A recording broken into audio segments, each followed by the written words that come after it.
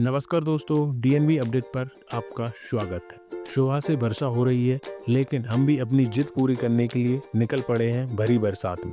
मध्य प्रदेश के रायसेन जिले और रातापानी अभ्यारण्य की पहाड़ियों में बसा एक रहस्यमय स्थान देखने, अर्थात भीमबेटका शैल गुफाएं। यहाँ की दीवारों पर उकेरे गए चित्र न सिर्फ कलात्मक कौशल दिखाते हैं, बल्कि आदि मानव की जीवन शैली, सोच और समाज की झलक भी देते हैं। आइए चलते हैं एक ऐसी जगह जहां दीवारें बोलती हैं, इंसानों की सबसे पुरानी कहानियां सुनाती हैं। अगर आप ऐतिहासिक चीज़ों के शौकीन हैं, पुरातत्व में इंटरेस्ट रखते हैं, तो बिल्कुल ये जगह आपके लिए है। यह जगह भोपाल से 45 किलोमीटर दूर है और यहाँ आने के लिए आप बस से आ सकते हैं और कैब करके आ सकते हैं। बहुत ही हरी भरे वातावरण में रातापानी अभ्यारण्य में विंध्याचल पर्वत श्रेणी के तलहटी पर यह स्थान बसा हुआ है। प्राकृतिक खूबसूरती के साथ भरपूर ये स्थान है और आप यहाँ आने के लिए आपको बेसिक भोपाल तो आना ही पड़ेगा। प्लेन, ट्रेन, पर्सनल व्हीकल किसी भी चीज़ से आ सकते हैं और वहाँ से आप यहाँ आ सकते हैं। इसके बाद यहाँ आप अगर पुरातत्व के शौकीन हैं तो इसमें से आपको कुछ चीज़ समझ में आएंगी, बनना बहुत मुश्किल है, लेकिन आपको अपने इतिहास और अपने पूर्वजों की कलाकृतियों को देखने के लिए यहाँ एक बार अवश्य आना चाहिए।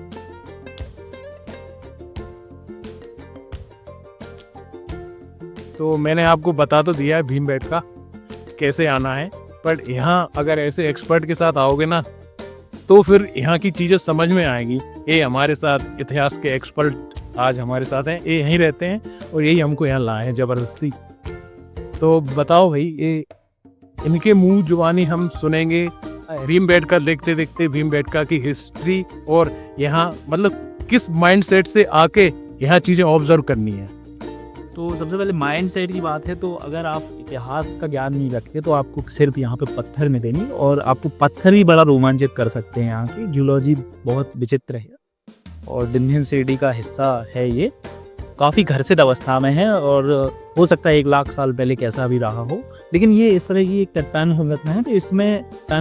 तो इसमें जो भी यहाँ पे लोग रहे, हमारे पूर्वज रहे, वो रह सके होंगे, बारिश से, तूफानों से सबसे बच सकेंगे।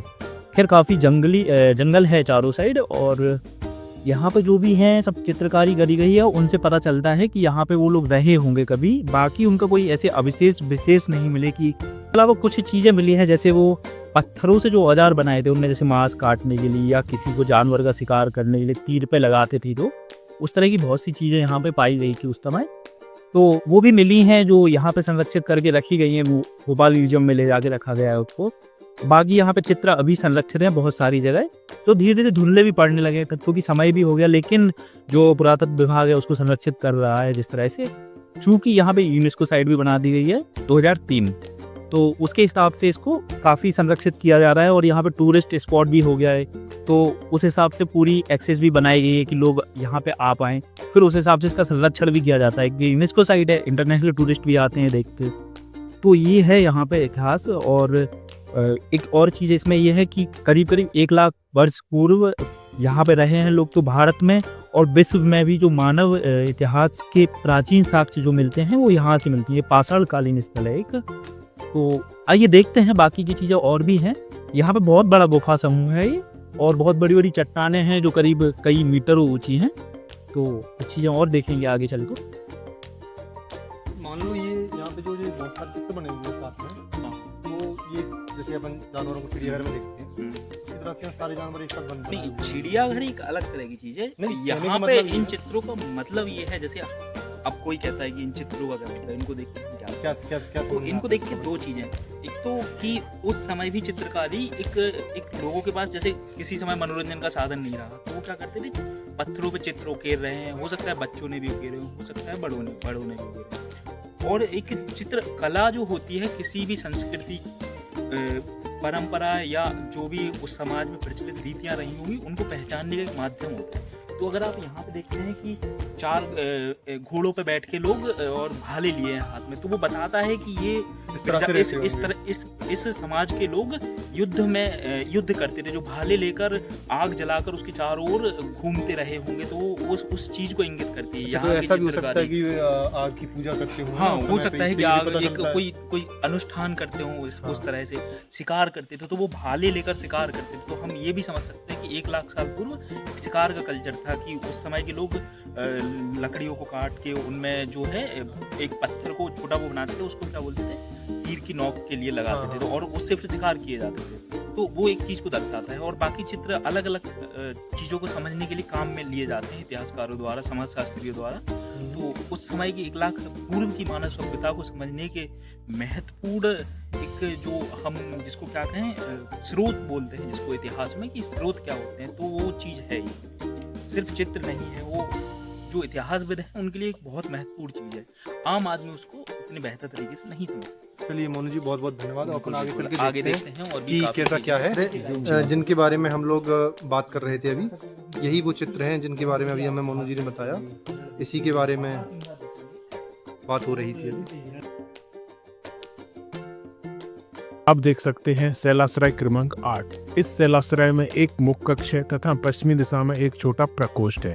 बड़ा कक्ष 2 तरफ से बंद है तथा इसकी ऊंचाई भी कम है। इसकी छत पर घर चित्रण मिलता है जो कि समय के साथ धुंधले पड़ चुके हैं। इनमें कवच पहने सैनिकों तथा घुड़सवार सैनिक की अच्छी चित्रण शैली देखने को मिलती है। शैलाश्रय की छत पर लाल गेरुए रंग तथा सफेद रंग के चित्रण सुस्पष्ट देखे जा सकते हैं। सफेद रंग के चित्र प्राचीन हैं क्योंकि लाल रंग के चित्र इनके ऊपर किए गए हैं। इसकी ऊंचाई और बनावट को देख के हम इसे 2 मंजिला गुफा भी कह सकते हैं। और एक खूबसूरत नंबरिंग की गई है चित्रों पे, आप देख सकते हैं। अरे आदि मानव है यहाँ तो, भागो भागो भागो। डर लगता है भाई, पुराने लोग बड़े खतरनाक होते थे। भीमबेटका केवल एक ऐतिहासिक स्थल नहीं, यह मानव की पहली कला गैलरी है। यहाँ की दीवारें गवाह हैं उस युग की जब न भाषा थी न किताबें, पर फिर भी चित्रों के जरिए मनुष्य अपने विचारों को अमर कर गया। क्या आप तैयार हैं भीमबेटका की चुप दीवारों से वो पुरानी आवाज़ें सुनने के लिए? तो यहाँ जरूर आए। और दोस्तों, इस खूबसूरत नज़ारे को देखते हुए हम जा रहे हैं घर, और आपसे जल्द मिलते हैं किसी पुरानी जगह की पुरानी या नई कहानी के साथ। DNV अपडेट को लाइक करें, शेयर करें, सब्सक्राइब करें। थैंक यू, धन्यवाद।